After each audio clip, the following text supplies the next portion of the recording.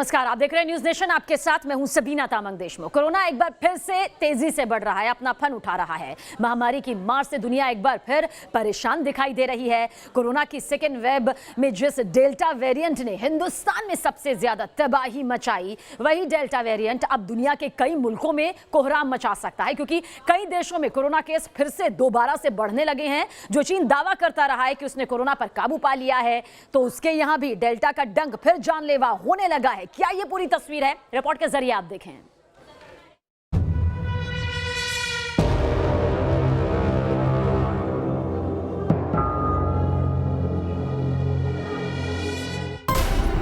दुनिया पर dangerous delta का डंक।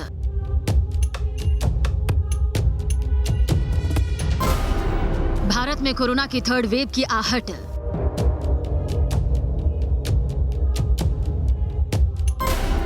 डेल्टा वेरिएंट के अटैक से सहमी दुनिया।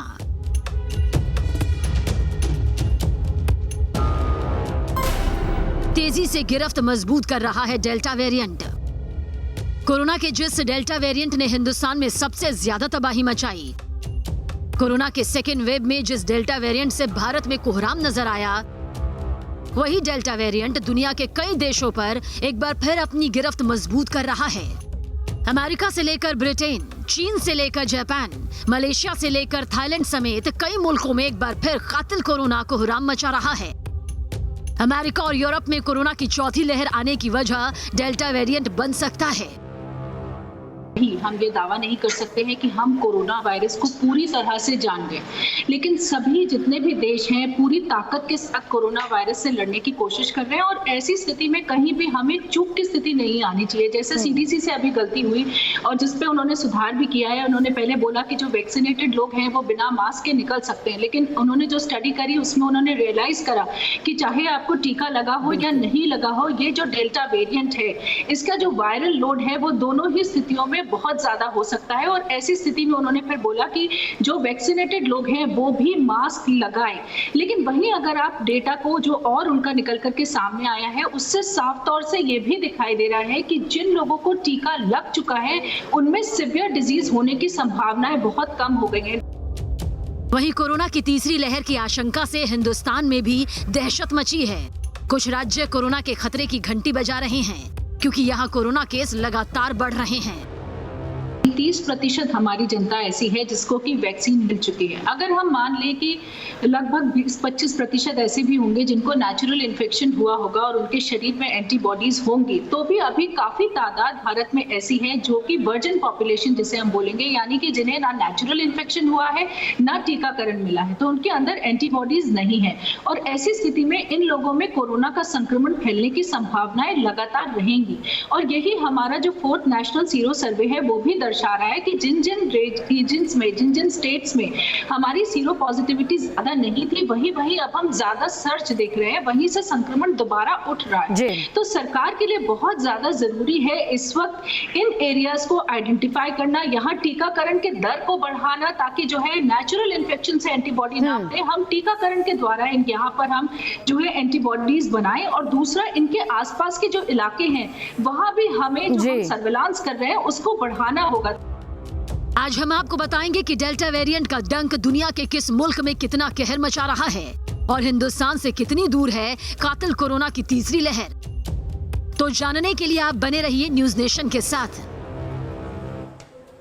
देखिए, ये समझना बेहद जरूरी है कि कोरोना की तीसरी लहर से हम कितनी दूर हैं। क्यों एक्सपर्ट बार बार चेता रहे हैं, चेतावनी दे रहे हैं कि कोरोना को लेकर लापरवाही का यही आलम रहा तो हिंदुस्तान में कोरोना की थर्ड वेव आकर रहेगी। साथ ही वो कौन से राज्य से हैं जो हमारे देश में कोरोना की थर्ड वेव आने की वजह बन सकते हैं, इस रिपोर्ट के जरिए देखिए।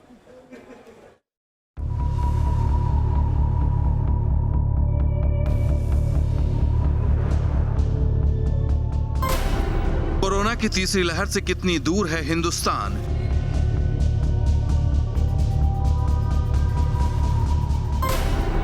क्यों बढ़ रही है कोरोना की थर्ड वेव आने की टेंशन?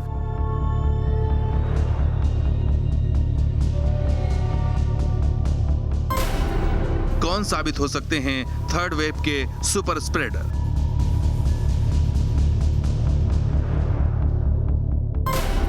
क्या केरल से दस्तक दे रही है कोरोना की थर्ड वेव? पिछले 5 दिनों में केरल में हुए कोरोना विस्फोट के बाद ये सवाल गहरा रहे हैं कि क्या केरल के रास्ते हिंदुस्तान पर कोरोना की तीसरी लहर का अटैक होने वाला है। केरल में कोरोना विस्फोट हो रहा है। हर दिन मिल रहे कोरोना के मरीजों के आधे केस सिर्फ केरल से सामने आ रहे हैं। केरल में कोरोना किस कदर भयावह होता जा रहा है, इसका अंदाजा इसी बात से लगाया जा सकता है कि बीते 4 दिनों में लगातार कोरोना के मामले 20,000 से ज्यादा आ रहे हैं। केरल में 27 जुलाई को 22,129 मामले आए थे, जबकि 28 जुलाई को 22,056, 29 जुलाई को 22,064, 30 जुलाई को 20,772 और 31 जुलाई को 20,624 कोरोना मरीज मिले। तो केरल में कोरोना संक्रमण की आर वैल्यू भी चिंता बढ़ा रही है। केरल में आर वैल्यू 1.11 के आसपास है। आर फैक्टर ये संकेत देता है कि किस गति से देश में संक्रमण फैल रहा है। जानकारों के मुताबिक अगर आर वैल्यू 1 से ज्यादा है तो इसका मतलब है कि संक्रमित लोगों की संख्या लगातार बढ़ रही है। इसी का नतीजा है कि केरल में शनिवार और रविवार का लॉकडाउन भी लगाया गया है। जो केरल का ये है कि वह शुरू से अच्छी स्ट्रेटजी पे टेस्ट करते रहे, इसलिए उनके यहाँ ये कहा जा सकता है कि उतना प्रसार नहीं हुआ। केरल में जो है अभी चूंकि ससेबल पॉपुलेशन का पूल ज़्यादा है, इसलिए जो है वहाँ पे जो है अभी भी इन्फेक्शन चल रहा है और अभी लगता है कि कुछ दिनों तक अभी चलता रहेगा। वहीं पड़ोसी राज्य तमिलनाडु में भी कोरोना केस बढ़ने लगे हैं। तमिलनाडु में पिछले 24 घंटे में 1986 कोरोना मरीज मिले हैं। तमिलनाडु में कोविड-19 से संक्रमित लोगों की संख्या 1984 केसेस है। अगर बात की जाए तो ये पिछले कुछ दिनों से ये संख्या बढ़ती नजर आ रही है। इसी कारण से तमिलनाडु सरकार ने कई सारे इनफैक्ट रिस्ट्रिक्शंस यहाँ पे लगाए हैं केरला से तमिलनाडु एंटर होने के लिए। Number of cases Kerala, Karnataka, Andhra में बढ़ते जा रहे हैं। स्वास्थ्य मंत्रालय के मुताबिक कोरोना के 80% से ज्यादा केस सिर्फ 5 राज्यों से सामने आ रहे हैं। ऐसे में अगर कोरोना की तीसरी लहर को रोकना है तो इन राज्यों में कोरोना पर लगाम लगानी होगी। क्योंकि अगर हम टीके लगाएंगे, अगर हम मास्क पहनेंगे, भीड़ नहीं करेंगे, अगर ये सब कुछ नहीं होगा तो आउटब्रेक किसी भी देश में, किसी भी राज्य में, किसी भी शहर में, किसी गांव में नहीं होगी। अगर हम तंत्र का काम और व्यक्ति का काम, समाज का काम इकट्ठे होकर करेंगे तो थर्ड वेव या कोई भी अगली वेव जो है वो ज़रूरी नहीं है कि आए। इस बीच आईसीएमआर के दावे ने भी चिंता बढ़ा दी है। आईसीएमआर के मुताबिक 40 जिलों में 10% से ज्यादा पॉजिटिविटी रेट दिखाई दे रहा है, जबकि 53 जिलों में 5 से 10% के बीच कोरोना पॉजिटिविटी रेट है। ऐसे में कोरोना की दूसरी लहर में सबक लेते हुए केंद्र सरकार सतर्क है और स्वास्थ्य मंत्रालय ने राज्यों से उन सभी जिलों में सख्ती बरतने के निर्देश दिए हैं जहां पॉजिटिविटी रेट 10% से ज्यादा है। जहाँ इन्फेक्शन बहुत ज़्यादा हुआ है वहाँ पे बहुत ही अनलाइकली है कि कोई तीसरी वेव बहुत बड़ी आएगी। छोटी मोटी वेव इस टाइप की बीमारी में आते रहते हैं, उसको लेकर नहीं घबराना चाहिए। Even after vaccination breakthrough infection हो रहे हैं, लेकिन सीवियरिटी कम हो रही है। जो वैक्सीन का फ़ायदा है वह कम हो रही है। तो वैक्सीन का जो बेनिफिट आ रहा है, जहाँ पे इन्फेक्शन कम है वहाँ पे हमें थोड़ा सा वैक्सीन लगाना चाहिए थर्ड वेव के लिए। वह वेव को नहीं रोक पाएगा, लेकिन सीवियरिटी कम होगा, इम्पैक्ट कम होगा। वहीं देश भर में कोरोना के आंकड़ों पर नजर डालें तो पिछले 5 दिनों से लगातार केस 40,000 के ऊपर बने हुए हैं।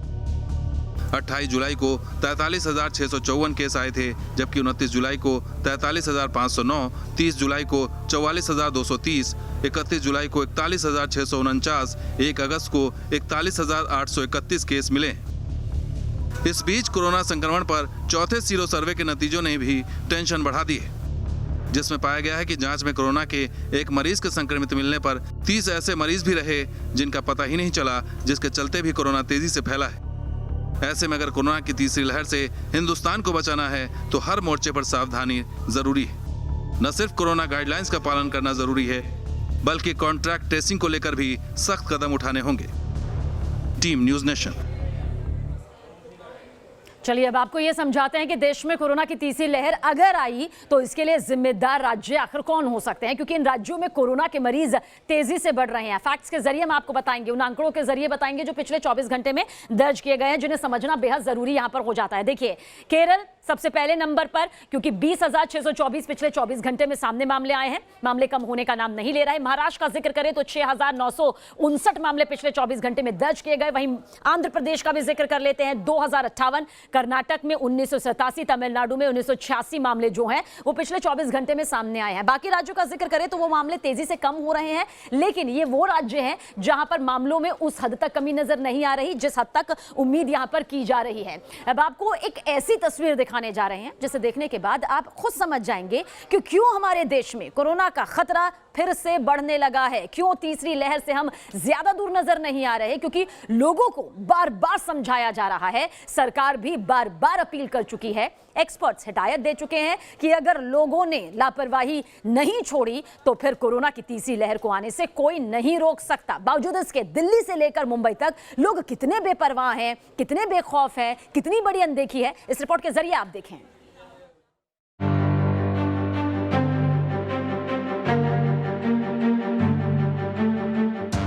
चेहरे पर मास्क नहीं है, मास्क बस दिखावे के लिए लटका रखा है। कोई सोशल डिस्टेंसिंग नहीं है। बाजार में भीड़ में लोग मास्क नहीं लगा रहे हैं। कोरोना को लेकर लोगों की लापरवाही की ये तस्वीरें देश पर भारी पड़ सकती हैं। कोरोना की सेकंड वेव की दहशत अभी खत्म नहीं हुई, लेकिन लोगों का ये रवैया कोरोना की तीसरी लहर आने की वजह बन सकता है। ये तस्वीरें माया नगरी मुंबई की हैं, वही शहर जहां से कोरोना की सेकंड वेव की शुरुआत हुई थी। लेकिन अब केस कम हुए तो लोग किस कदर लापरवाह हो गए, इसकी तस्दीक इन तस्वीरों से हो रही है।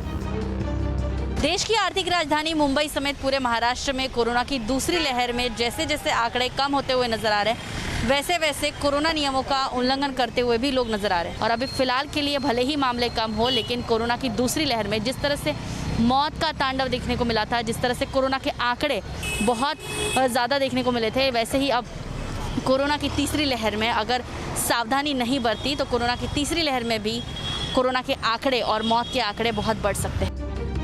महाराष्ट्र में पिछले 24 घंटे में 6,959 केस सामने आए हैं, लेकिन चिंता ये है कि महाराष्ट्र में पिछले एक महीने से कोरोना के केस हर दिन औसतन 7,816 मिल रहे हैं, जिसका मतलब है कि महाराष्ट्र में एक बार फिर कोरोना के कहर का अलार्म बज रहा है। मुंबई ही नहीं, देश की राजधानी दिल्ली में बाजारों में बढ़ती भीड़ टेंशन दे रही है। ये तस्वीरें दिल्ली के सरोजनी नगर मार्केट की हैं।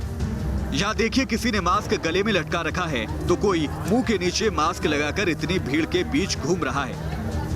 कोरोना की दूसरी लहर के बाद ये कयास लगाए जा रहे थे कि अब लोग सावधान रहकर लापरवाही नहीं करेंगे, लेकिन अब धीरे धीरे फिर से कोरोना के मामले फिर से रफ्तार लेने लग गए हैं। बाजार में लगातार बढ़ती लापरवाही एक डर साबित हो रहा है, लेकिन लोग को ज़रा भी खौफ नहीं है।